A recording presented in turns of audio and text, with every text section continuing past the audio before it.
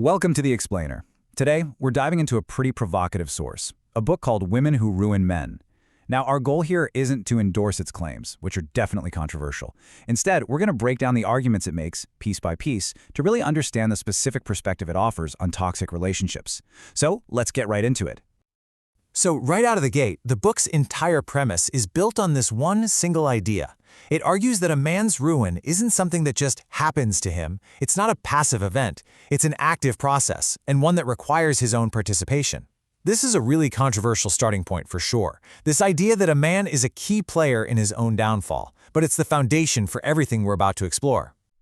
So here's our roadmap for today. We're going to start with what the book calls the anatomy of ruin. Basically, the alleged vulnerabilities in men that open the door to all this. Then we'll get into the 4 specific archetypes the text describes: the suffocator, the traumatized woman, the emotionally lonely, and the narcissist. And we'll wrap it all up by looking at the book's proposed solution, what it calls an unbreakable defense. All right, so first up, the anatomy of ruin. The book's argument is that before we can even begin to understand these different archetypes of women, we first have to look inward. We have to understand the vulnerabilities that allegedly make a man a target in the first place. This right here is the central philosophy of the whole book, that men who get ruined have, in a sense, opened the gates themselves. It's a pretty harsh perspective, I know.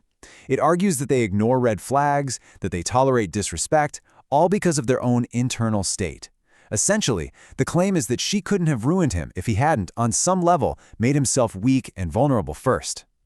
The source boils all of this down to 3 core vulnerabilities. Number 1 is desperation, this idea of craving love like an addict, needing it so badly you'll accept it from anyone. Second is what it calls psychological ignorance, basically not understanding the mechanics of manipulation, not knowing how to spot it. And third is making yourself cheap, a pattern of tolerating disrespect that slowly chips away at your own value. Now, keep these 3 in mind, because we're about to see how they become the specific entry points for the archetypes we're looking at next. Okay, so let's get into our first archetype from the book, the suffocator.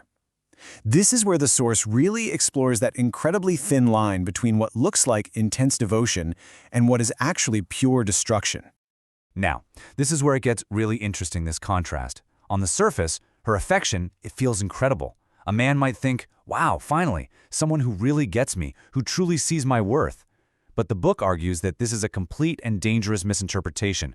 Her affection, it says, isn't actually about you at all. It's about her own deep, bottomless inner void. She's not trying to build a connection with you. She's using you as a temporary patch to fix her own unbearable emptiness. The love feels consuming because, well, it is consuming. So what are the red flags here? Well, according to the source, this archetype directly exploits that vulnerability of desperation we talked about. A man who is desperate for love mistakes her "I love you" on the second date and her relentless need for contact as passion. But the intensity just feels off because it's not about genuine connection. It's a panicked attempt to feel secure. And what happens if you try to pull back to get some space? The book claims she'll immediately use guilt to keep you from leaving, because her love is all about her needs, not your value as a person. And this quote just brilliantly sums up the core warning about the suffocator. A healthy partnership, as the text implies, is built on interdependence, where 2 whole people choose to be together. It's not built on a life or death dependency. When someone's entire stability seems to rest on your shoulders, it's not a romantic compliment, it's a massive warning sign of a dangerously unstable foundation. It's a trap that preys on a man's desire to be needed, and it turns that desire into a cage of guilt and obligation. Next up, the book covers what it calls the traumatized woman. This archetype is all about what the source describes as a fatal mistake, when a man falls for the illusion that his love and his love alone can be the cure for her past pain. You know, her vulnerability can seem really attractive. It can trigger a man's natural, protective, hero instinct. But the text warns that beneath this vulnerable surface lies a deep, deep well of trauma that often manifests as pure chaos. According to the source, her unhealed wounds make her incredibly volatile and chronically untrusting, which turns what looks like a beautiful opportunity to heal someone into a direct invitation for chaos to come pouring into your life. The book describes this really destructive cycle here, one that preys on a man's psychological ignorance. Her deep-seated mistrust allegedly fuels these constant suspicions and accusations.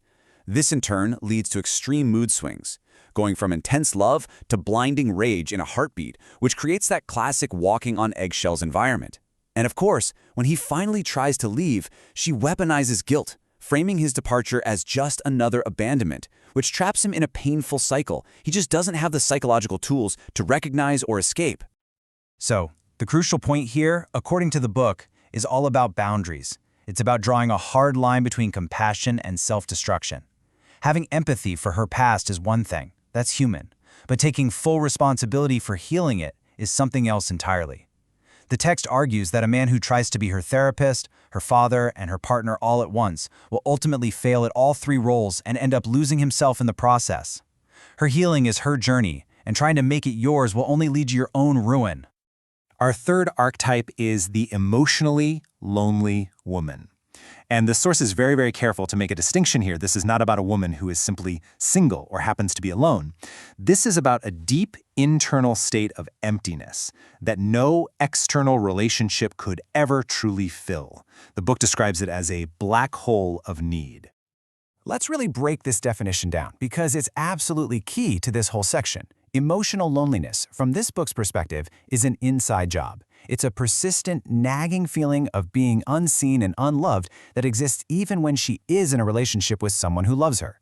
And because the problem is internal, no amount of external validation, no amount of your love or attention can ever truly solve it. This is why the source says she isn't looking for a partner to build a life with, but a rescuer to save her from herself. So here, the book points to how this type exploits the vulnerability of a man who makes himself cheap by tolerating disrespect. Her happiness becomes entirely dependent on your constant attention. Any independent part of your life, your friends, your hobbies, your career, is seen as a direct threat to her emotional supply. This allegedly leads to constant tests of your love and commitment, making you feel less like a partner and more like an emotional hostage, forced to sacrifice piece after piece of your own life just to keep her stable. And that brings us to the final and, according to this text, the most overtly destructive archetype of them all, the narcissist. She's presented here as a true master of manipulation, a magnetic and charming figure who draws you in with this perfect illusion, only to completely consume your resources, your confidence, and eventually, your very sense of reality. The first weapon in her arsenal, as described by the source, is love bombing. And let's be clear, this isn't just a whirlwind romance. It's described as a calculated, deliberate strategy. She studies you, she learns exactly what you want to hear, and then she bombards you with it. She mirrors your dreams and desires so perfectly it makes you feel like you finally found your soulmate. The goal, the book argues, is to get you emotionally addicted to her validation very, very quickly. It's all about creating dependency before the mask has a chance to slip. Now, once you're hooked by the love bombing, the source says the next tool comes out, gaslighting. And this is her most powerful weapon for maintaining control. It's where a man's psychological ignorance is most brutally exploited. When you confront her about something she did, she'll deny reality with such absolute conviction. That never happened. You're just being paranoid. You're too sensitive, that you actually start to question your own mind. Over time, this completely erodes your trust in your own perception, which makes you so much easier to control. And the cost of this dynamic, as outlined in the book, is devastatingly high. We're not just talking about a bad breakup here. It's described as a systematic dismantling of a man's life. The constant anxiety from walking on eggshells destroys his peace of mind. The gaslighting destroys his self-confidence and his ability to trust his own judgment. The text also notes that she often feels entitled to a man's financial resources, draining them without a second thought. And ultimately, a man can lose his friends, his hobbies, his entire sense of self, and be left with emotional trauma that can last for years. Okay, so after that incredibly bleak picture, the book finally pivots from the problem to the solution. It's called an unbreakable defense. But as the source argues, the defense isn't about learning how to fight her or change her. It's about building a stronger self. And this really is the turning point for the entire book. It poses this question to the reader: if you can't fix them and you can't outsmart their manipulation once you're already vulnerable, then what's left? What can you actually do? The answer, according to this source, has nothing to do with her and absolutely everything to do with you. It's about fundamentally changing the man who walks into that relationship in the first place. And this slide lays out the book's core prescription. It's a direct, side-by-side contrast. The source argues the whole game is about transforming yourself from the vulnerable man on the left, the one defined by desperation, ignorance, and tolerating disrespect, into the strong man on the right, A man defined by self-respect, by being patient and observant instead of rushing in, and by being psychologically aware. It's about methodically replacing the very vulnerabilities that these archetypes prey on with unshakable strengths. And this is the final powerful takeaway. It circles right back to the very first idea we talked about. The ultimate defense against being ruined, according to this book, is to increase your own internal value. It's about building a foundation of self-respect, patience, and awareness that is so solid that you are no longer a target. The message is crystal clear. Stop looking for validation from others and start building it within yourself. Because as the author argues, a man of high value simply cannot be bought with cheap affection, and therefore can never be cheaply used.